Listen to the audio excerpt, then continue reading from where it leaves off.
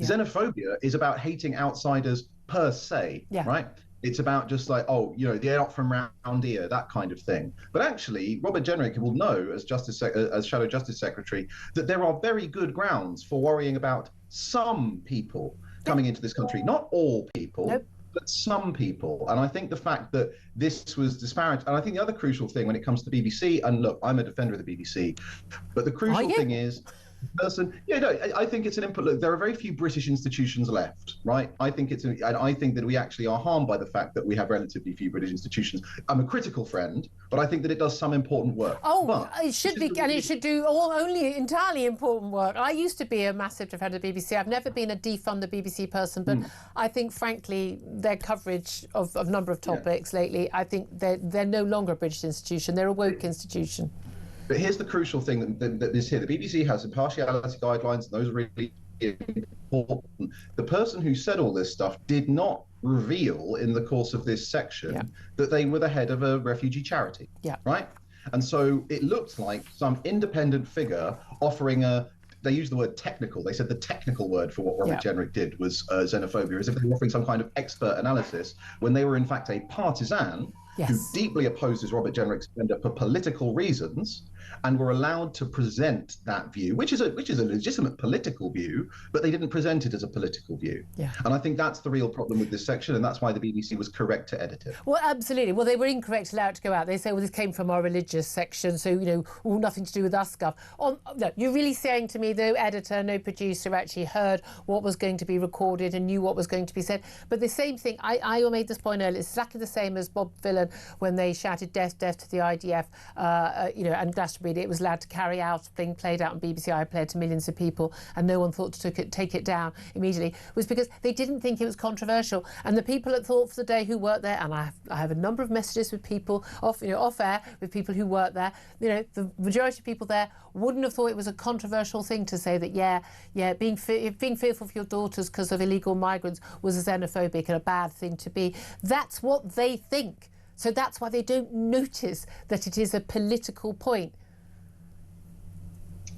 Yeah, absolutely. I mean, there's a wonderful description of progressivism, which is that it seeks to make everything political except politics, and that it tries to take the politics out of that. And the idea is that actually, oh no, these are just the views of decent people. You know, this is just basic rights. This isn't politics. When, you know, in fact, you know, the whole point of democratic politics is that everything is up for political debate. It's democracy is a means of mediating disagreements. It's actually quite an unromantic form of government. But I think this is the reason that actually complaining is important, because the BBC does have feedback mechanisms, and as we've seen today, the BBC can and does respond to that feedback. Now, you and I might agree that it would perhaps be better if they had a more diverse internal workplace culture, and maybe there was someone in the office who would point out that this was the case before it went on air.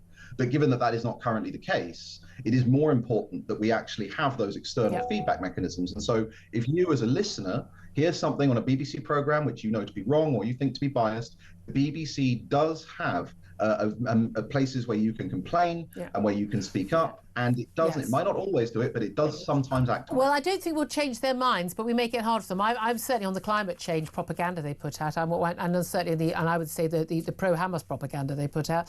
People should absolutely be complaining every single day. I mean, I literally tear my hair out. I haven't got much to tear out, but I tear it out every day. And I listen to too many of the BBC broadcasts. They were a British institution. I think they're a woke institution now. I don't think they represent the British people or anything Great Britain. I think they're all ashamed of being British. I don't know why they don't just... They're kind of xenophobic against their own country, bizarrely. But Henry Hill, I'm so glad we got the line back up. Thank you very much indeed for joining us. Philip Ingram, the thing is, the BBC, these are always innocent mistakes, aren't they? There's innocent mistake after innocent mistake after innocent mistake. But this has been going on since before Brexit. It's like, you know, this anti-Tory, anti-Brexiteer, pro-migrant, all migrants, you know, are desperate, pro-benefits, and, you know, pro-high taxes. I know the stance of the average, you know, BBC employee. I know the newspaper they read first thing in the morning, and it's The Guardian. I've been in the office. I know where they're coming from, and it shows on air. But they're supposed to be politically neutral. They are not.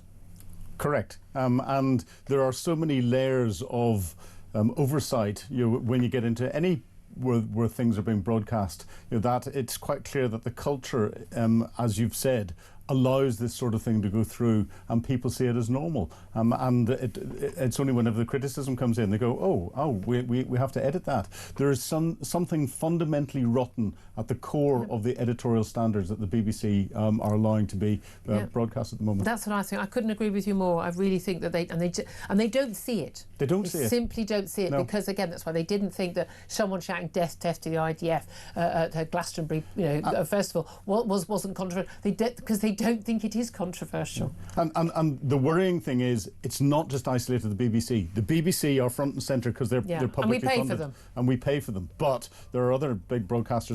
Sky and ITV are just as bad these days. Absolutely. Again, you can see it in the stance of like, we're going to cut benefits. Immediately it's like some woman who says she can't feed her kid. Always the size of a house.